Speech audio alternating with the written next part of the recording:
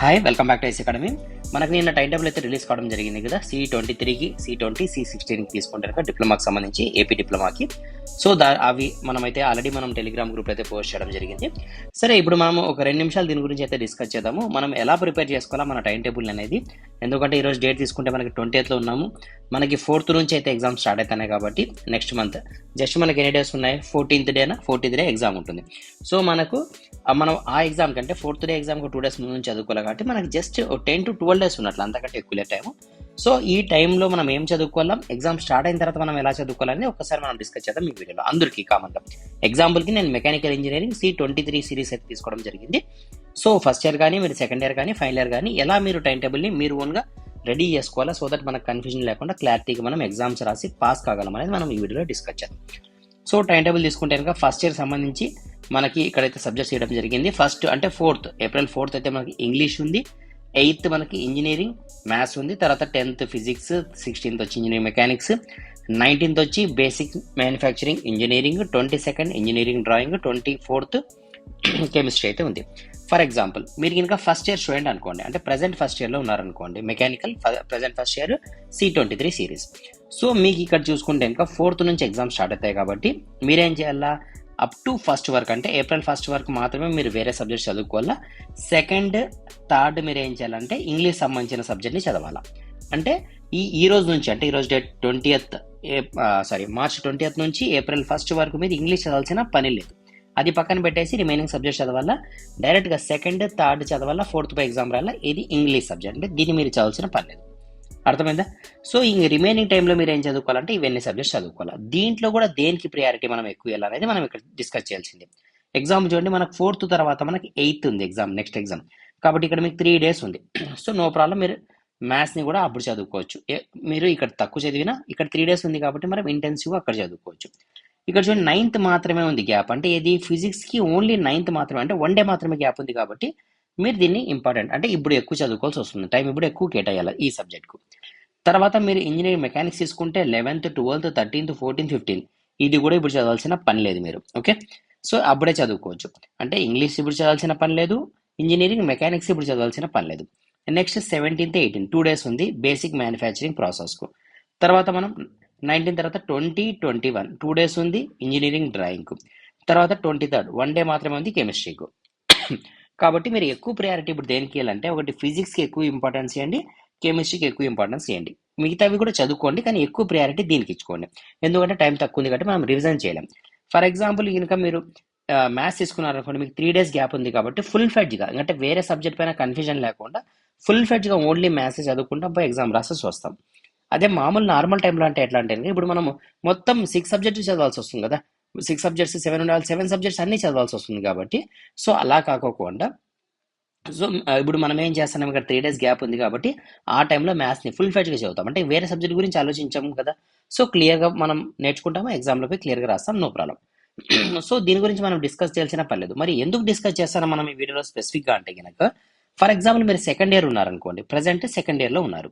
So మీరు second ఇయర్లో ఉన్నప్పుడు మీకు సెకండ్ ఇయర్ సంబంధించిన సబ్జెక్ట్స్ ఉంటాయి. అంటే సెకండ్ ఇయర్ మీన్స్ ఇప్పుడు మీరు 4th సెమిస్టర్లో ఉంటారు, అంటే ఇవన్నీ కూడా మీవి రెగ్యులర్ సబ్జెక్ట్స్ ఉంటాయి, అంటే ఖచ్చితంగా మీరు ఈ సబ్జెక్ట్స్ రాయాలా. దీంతో పాటు మీకు 3rd సెమిస్టర్ సంబంధించిన సప్లీలు ఉండొచ్చు, ఫస్ట్ ఇయర్కి సంబంధించిన సప్లీలు కూడా ఉండొచ్చు కదా. అంటే 4th సెమిస్టర్ సంబంధించిన రెగ్యులర్ సబ్జెక్ట్తో పాటు ఇక్కడ సప్లీలు ఉంటాయి. సో దట్ మీకు కొంచెం క్లాషెస్ ఉన్నట్లు ఉంటాయి. అంటే మార్నింగ్ ఆఫ్టర్నూన్ ఎగ్జామ్ కానీ, లేదంటే ఇప్పుడు ఫర్ ఎగ్జాంపుల్ రెగ్యులర్ ఎగ్జామ్ ఎప్పుడు ఉంది, 3rd ఉంది మనకి, April 3rd design of mission elements. తర్వాత ఎప్పుడు ఉంది మనకు, హైడ్రాలిక్స్ ఉంది, so 7th. So 4th, 5th, 6th మనం గ్యాప్ ఉందిలే అనుకుంటే కనుక ఈ గ్యాప్లో వేరే సబ్జెక్టులు ఉండొచ్చు. సో ఇలాంటి డిస్టర్బెన్సెస్ ఉంటాయి. ఫర్ ఎగ్జాంపుల్ సెకండ్ ఇయర్ కాదు, మీరు ఫైనల్ ఇయర్లో ఉన్నారనుకోండి, అప్పుడు ఇంకా ప్రాబ్లమ్స్ వస్తాయి మనకు. సెకండ్ ఇయర్ కాకుండా ఫైనల్ ఇయర్ ఉంటే కనుక ఇంకా ఇబ్బంది ఉంటుంది. అంటే C23కి అయితే ఉండదులేండి, ఎగ్జాంపుల్ మనం C20 తీసుకున్నాం అనుకోండి, సో వాళ్ళకి ఇంకా ప్రాబ్లం ఉండే ఛాన్స్ ఉంది కాబట్టి, సో అక్కడ మనం కొంచెం ప్లాన్ చేసుకోవాల్సి వస్తుంది జాగ్రత్తగా. ఓకేనా, అంటే ఎక్కువ సప్లీలు ఉన్న వాళ్ళకి ఇబ్బంది లేకుండా.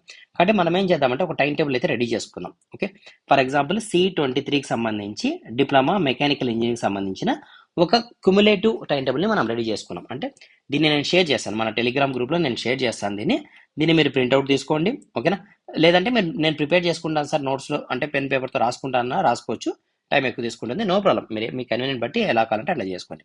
సో నేను చెప్పే పాయింట్ ఏమంటే మెకానికల్ స్టూడెంట్ C23 ఫస్ట్ ఇయర్లో ఉన్నారనుకోండి, ఇది అవసరం లేదు, డైరెక్ట్ మనం ప్రిపేర్ అయిపోయి వెళ్ళిపోవచ్చు. సెకండ్ ఇయర్లో ఉన్నారనుకోండి, మీరు C23 అయినా లేదా 20 అయినా 16 అయినా ఓకే, ఏ సిరీస్ అయినా థర్డ్ ఇయర్లో ఉన్నారంటే మాత్రం ఖచ్చితంగా ఇలా ప్రిపేర్ చేసుకోండి. ప్రిపేర్ చేసుకోవడం వల్ల యూజ్ ఏముంటుందంటే ఫస్ట్ ఎగ్జామ్ ఎప్పుడు ఉంది మనకు, థర్డ్ ఉంది, ఫస్ట్ ఎగ్జామ్ థర్డ్ ఉంది కాబట్టి మీరు ప్రిపరేషన్ ఏం చేయాలా, మార్చికి అంతా క్లోజ్ చేయాలా. అంటే ఫస్ట్ ఏప్రిల్ నుంచి మీరు ఏం స్టార్ట్ చేసుకోవాలా, డిఎంఈ సబ్జెక్ట్ని స్టార్ట్ చేయాలా, డిజైన్ ఆఫ్ మిషన్ ఎలిమెంట్ సబ్జెక్ట్ని స్టార్ట్ చేసుకోవాలి. ఎందుకంటే ఇది కొంచెం టఫ్ సబ్జెక్ట్ కదా, ప్రాబ్లమెటిక్ సబ్జెక్ట్ కాబట్టి మీరు ఒక 2 days దీనికి టైం కేటాయించాలి. అంటే ఫస్ట్ సెకండ్ ఈ టాపిక్ చదవాలి, థర్డ్ పై ఎగ్జామ్ రాస్తాం. నెక్స్ట్ అండి మనకి నెక్స్ట్ ఫోర్త్నే ఎగ్జామ్ ఉంది. సో ఫోర్త్ ఎగ్జామ్ ఉంది ఇంగ్లీష్, అంటే ఆల్మోస్ట్ అందరూ పాస్ అయ్యారు, నో ప్రాబ్లం. మరి ఫోర్త్ 2 exams ఉన్నాయి, మార్నింగ్ సెక్షన్ ఒకటి ఉంది, ఆఫ్టర్నూన్ సెక్షన్లో ఒకటి ఉంది. అప్లైడ్ ఎలక్ట్రికల్ అంటే electronic subject. So for example కనుక English applied electrical and electronic subject పోయింటే థర్డ్ తర్వాత మనకు నెక్స్ట్ రోజే 2 subjects ఉన్నాయి. ఇప్పుడు వీళ్ళు ఎలా ప్రిపేర్ అవుతారు, అర్థమైందా?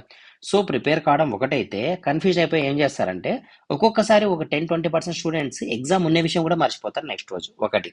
తర్వాత ఇంకోటి ఏం జరుగుతుంది, మార్నింగ్ ఎగ్జామ్కి ఆఫ్టర్నూన్ అనుకుంటారు, ఆఫ్టర్నూన్ ఎగ్జామ్ని మార్నింగ్ అనుకుని పోయి ప్రిపేర్ అవుతారు, పోయి క్వశ్చన్ పేపర్ తీసుకున్న తర్వాత మనకు అర్థమవుతుంది మనం కన్ఫ్యూజ్ అయిపోయినాం అనే విషయం.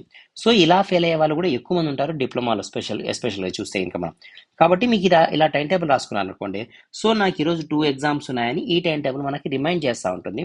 తర్వాత ఇంకోటి ఏంటి, మనం ఇంతకుముందు అనుకున్నట్ల ఈ సబ్జెక్ట్స్కి టైం లేదు అంటే ఆ రోజు మనం చదివే కూడా టైం లేదు కాబట్టి ఈ సబ్జెక్ట్స్కి మనం ఎక్కువ ప్రయారిటీ ఇచ్చుకొని ఇప్పుడే మనం ప్లాన్ చేసుకోవాల్సి వస్తుంది. ఉన్న ఈ 10 daysలోనే ఈ సబ్జెక్టులు మనం ఎక్కువ ప్లాన్ చేసుకోవాలా, షార్ట్ నోట్స్ ప్రిపేర్ చేసుకోవాలా. అప్పుడు మనకి ఏమవుతుందంటే సో థర్డ్ ఈవినింగ్ వచ్చిన తర్వాత ఫోర్త్ మార్నింగ్ ఏముందో ఆ సబ్జెక్ట్, తర్వాత ఆఫ్టర్నూన్ సబ్జెక్ట్ని రెండింటిని కూడా మనం జస్ట్ రివిజన్ చేసుకోవచ్చు. అంటే ఒక 2 hours టైం ఇచ్చేసి ఇవి రెండు చదువుకోవచ్చు. తర్వాత మార్నింగ్ పోయి ఎగ్జామ్ రాస్తాము, ఎగ్జామ్ రాసిన తర్వాత ఆఫ్టర్నూన్ ఎగ్జామ్కి ఒక 1 hour గ్యాప్ ఉంటుంది, అప్పుడు మనం ఈ ప్రిపేర్ చేసుకున్న నోట్స్ నుంచి రివిజన్ చేసుకోవచ్చు. ఇలా కొంచెం ప్లాన్గా చదివి తప్ప మనం పాస్ కావడం కష్టమవుతుంది. ఎందుకంటే మనం ఎంత చదివినా ఎగ్జామ్ ముందు మనం రివిజన్ చేసుకోవాలి కదా, లేకపోతే మనం కన్ఫ్యూజ్ అయిపోయి ఉంటాం ఎగ్జామ్ మూమెంట్లో ఆ టెన్షన్లో. సో దట్ మనం షార్ట్ నోట్స్ అనేది కావచ్చు, ఈ టైం టేబుల్ అనేది కావచ్చు, మనకు మేజర్ రోల్ని ప్లే చేస్తుంది. నెక్స్ట్ మనకి 7th ఎగ్జామ్ ఉంది, నో ప్రాబ్లం, ఇక్కడ గ్యాప్ ఉంది 5th 6th. తర్వాత 8th చూడండి మరి 2 subjects ఉన్నాయి, 9th వదిలేస్తే మరి 10 2 subjects. అర్థమవుతుందా? సో ఇలా సబ్జెక్ట్స్ అన్ని కంటిన్యూగా ఎక్కువ సప్లీలు ఉండే వాళ్ళకి ఈ ప్రాబ్లం వస్తుంది. దట్టు మనం ఇది అప్ టు సెకండ్ ఇయర్ వరకు మాత్రమే ఉన్న సబ్జెక్ట్స్. అదే ఫైనల్ ఇయర్లో ఉండి C20 వాళ్ళకి సబ్జెక్టులు ఎక్కువ ఉన్న వాళ్ళని తీసుకుంటే కనుక ఇది క్లమ్జీగా ఉంటుంది, కంప్లీట్గా క్లమ్జీ ఉంటుంది. సో వాళ్ళు ఎక్కువ కన్ఫ్యూజ్ అయ్యే ఛాన్సెస్ ఉంటాయి. కాబట్టి మీరు ఇలా ప్రిపేర్ చేసుకోండి, డేట్ వైజ్గా టైమింగ్ వైజ్గా మీకు సబ్జెక్ట్ కోడ్. ఎందుకంటే ఇది మనకి గుర్తు చేస్తుంది, ఒక్కోసారి మనం సబ్జెక్ట్ కూడా మర్చిపోతాం ఇది ఏ ఇయర్లో వచ్చింది అని. So subject code, so 4th sem సబ్జెక్టా, థర్డ్ సెమిస్టరా, ఫస్ట్ సెమిస్టరా, 5th సెమిస్టరా, 6th సెమిస్టర్ అని సబ్జెక్ట్ కోడ్ కూడా మనకి ఇండికేట్ చేస్తుంది. కాబట్టి ఇలా మీరు నోట్ చేసుకొని రాసుకున్నా లేదా మీరు ప్రింట్అవుట్ తీసుకొని పెట్టుకున్నా మీకు కన్వీనియంట్ ఉంటుంది. మనం ప్రిపరేషన్ కూడా ఈజీగా ఉంటుంది. అంటే దేనికి ఎక్కువ టైం ఇవ్వాలా, దేనికి తక్కువ టైం ఇవ్వాలా, ఎలా చదవాలా, దేనికి షార్ట్ నోట్స్ ప్రిపేర్ చేసుకోవాలి, ఇవి కూడా మీకు ఒక రిమైండర్ లాగా ఉంటుంది. కాబట్టి ఈ విషయాన్ని అయితే షేర్ చేయడం కోసం ఈ వీడియో తీయడం జరిగింది, ప్రిపేర్ చేయడం జరిగింది. ఓకే, క్లియర్ కదా? సో ఈ టైం టేబుల్ ప్రకారంగా ప్రిపేర్ కాండి. సరే, ఏం ప్రిపేర్ కావాలా, ఇంపార్టెంట్ క్వశ్చన్స్ అని చాలా మంది స్టూడెంట్స్ అడుగుతున్నారు. కాబట్టి ఆల్రెడీ మనం మ్యాథ్స్కి సంబంధించి కావచ్చు, ఫిజిక్స్, కెమిస్ట్రీ, డ్రాయింగ్కి సంబంధించి అంటే కామన్ సబ్జెక్ట్స్, తర్వాత మెకానికల్ స్టూడెంట్స్ అయితే కనుక ఆల్మోస్ట్ ఎక్కువ సబ్జెక్ట్స్ వరకు కూడా అంటే కామన్ సబ్జెక్ట్స్ అయితే కన్ఫామ్గా అన్నీ ఉన్నాయి. మెకానికల్కి మ్యాక్సిమం సబ్జెక్ట్స్ వరకు హౌ టు పాస్ అనే సిరీస్ ద్వారా అయితే మనం అప్లోడ్ చేయడం జరిగింది. Number of important questions, important topics అన్ని ఇవ్వడం జరిగింది. కాబట్టి ఆల్రెడీ ఉన్న ఎగ్జిస్టింగ్లో ఒకసారి అయితే చూడండి. సో ఇంకా మీకు ఇంకా నీడ్ ఉంది లేదా ఏమైనా అప్డేట్ జరిగినాయి క్లాసెస్లో, అంటే సిలబస్ ఏమైనా చేంజ్ అయింది అనే వాళ్ళకి ఆ సబ్జెక్ట్స్ మాత్రమే నేను ఎస్పెషల్గా ఇంకోసారి చెప్పే ట్రై చేస్తాను. సో చెప్పడం ఏమంటే ఈ సబ్జెక్ట్స్ అయితే ఆల్రెడీ మీకు ఈ ప్లేలిస్ట్లో ఉన్నాయి. కాబట్టి మీరు ప్రతిసారి అడగాల్సిన పని లేదు, ప్లేలిస్ట్లో చూస్తే ఇంకా how to pass M1, how to pass M2, how to pass physics, how to pass chemistry, how to pass drawing అనే వీడియోస్ మీకు క్లియర్ కనిపిస్తాయి.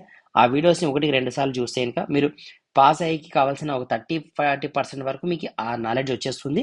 జస్ట్ మీరు ఆ టాపిక్ని చదువుకుంటే కనుక మీరు 100% పాస్ అయిపోతారు, దాంట్లో డౌట్ లేదు. క్లియర్? మెకానికల్ స్టూడెంట్స్కి అయితే కనుక నాట్ ఓన్లీ దీ సబ్జెక్ట్స్, రిమైనింగ్ సబ్జెక్ట్స్ కూడా అంటే మనం ఫర్ ఎగ్జాంపుల్ డిఎంఈ కావచ్చు, హైడ్రాలిక్స్ కావచ్చు, ఎస్ఎం కావచ్చు, ఇవి కూడా మనం కొన్ని ఇంపార్టెంట్ క్వశ్చన్స్తో పాటు ఎక్స్ప్లెనేషన్ కూడా ఉన్నాయి. కాబట్టి మీరు ఒకసారి చూడండి. మీకు అర్థం కాకపోతే కనుక మీరు కామెంట్ చేయండి, అవి కావాలంటే నేను మన టెలిగ్రామ్ గ్రూప్లో షేర్ చేస్తాను. అంటే ఇండివిజువల్ షేర్ చేసే పాసిబిలిటీ కాదు కదా, కాబట్టి మన టెలిగ్రామ్ గ్రూప్ ఉంది కదా, ఆ గ్రూప్లో జాయిన్ కండి. బ్రాంచ్ వైజ్గా ఉంటుంది, అంటే సివిల్కి, మెకానికల్కి, ఆటోమొబైల్కి. సో బ్రాంచ్ వైజ్గా ఉంది కదా, సో మీకు సంబంధించిన బ్రాంచ్లో మీరు జాయిన్ అయిపోతే ఆ సబ్జెక్ట్స్ అన్ని కూడా అంటే ఫర్ ఎగ్జాంపుల్ రేపు ఎగ్జామ్ ఏదైతే ఉంటుందో దానికి సంబంధించిన క్లాసెస్ అన్ని కూడా ఈరోజు షేర్ అవుతాయి కాబట్టి అంటే దాంట్లో షేర్ చేస్తాం కాబట్టి మీకు చదువుకునేకి ఈజీగా ఉంటుంది. యూట్యూబ్లో కూడా కన్ఫ్యూజ్ కావాల్సిన పని లేకోకుండా ఏమైనా అప్డేట్స్ ఉన్నా కూడా అక్కడ మనం షేర్ చేస్తాం. క్లియర్ కదా? సో దీంతో పాటు ఏమైనా పెయిడ్ కోర్సెస్ ఏమైనా కావాలనుకుంటే కనుక మీరు యాప్ని డౌన్లోడ్ చేసుకుని చూడండి. దీంట్లో ఇంపార్టెంట్ క్వశ్చన్ సంబంధించిన పీడిఎఫ్ కోర్సెస్ ఉంటాయి, అదేవిధంగా వీడియో క్లాసెస్ కోర్సెస్ కూడా ఉంటాయి. అంటే పీడిఎఫ్ కోర్సెస్ అంటే కనుక ఇది జస్ట్ 29 రూపీస్ మాత్రమే ఆఫర్ కింద, ఇక్కడ ఓన్లీ క్వశ్చన్స్ మాత్రమే ఉంటాయి, ఆన్సర్స్ ఉండవు. వీడియో క్లాసెస్ కోర్స్ అంటే కనుక ఇది మీకు 599 రూపీస్కి దొరుకుతుంది, ఇది 29 రూపీస్ దొరుకుతుంది. ఇక్కడ మీకు ఇంపార్టెంట్ క్వశ్చన్స్ దాని ఎక్స్ప్లెనేషన్ అన్నీ ఉంటాయి కాబట్టి అంటే వీడియోతో పాటు అంటే ఎక్స్ప్లెనేషన్ కూడా ఉంటుంది సొల్యూషన్తో. బట్ ఇంపార్టెంట్ మీకు కావాలనుకుంటే టైం తక్కువ ఉంది తీసుకోవాలనుకుంటే తీసుకోండి, లేదనుకుంటే మీ ఇష్టం అది. ఒకసారి అయితే చూడండి యాప్ని, మీకు ఏమైనా యూస్ఫుల్ అనిపిస్తే అప్పుడు ఆలోచించండి. తర్వాత టెలిగ్రామ్ గ్రూప్లో మాత్రం మా స్టూడెంట్స్ కూడా జాయిన్ కాండి, సో దట్ మీకు అక్కడ అప్డేట్స్ అన్ని కూడా అవైలబుల్ అంటే మీకు సంబంధించిన అంటే మీకు ఏదైతే నీడ్ ఉంటుందో దానికి సంబంధించిన అప్డేట్స్ అయితే మీకు అక్కడ అవైలబుల్లో ఉంటాయి. Clear? So first time table అయితే ఇలా రిలీజ్ చేసుకోండి, ఎందుకంటే మనకు టైం అనేది చాలా తక్కువ 10 days ఉంది కాబట్టి ప్లాన్గా రెడీ చేసుకునే టైం టేబుల్, ప్లాన్గా చదువుకోండి, ఒక షార్ట్ నోట్స్ లాగా ప్రిపేర్ చేసుకోండి టైం తక్కువ సబ్జెక్ట్స్కి, సో దట్ మనం ఎన్ని సబ్జెక్ట్స్ ఉన్నా కూడా ప్లాన్గా చదివితే 100% సక్సెస్ కావడం, పాస్ కావడం మాత్రం 100% confirm. Okay, all the best, thank you.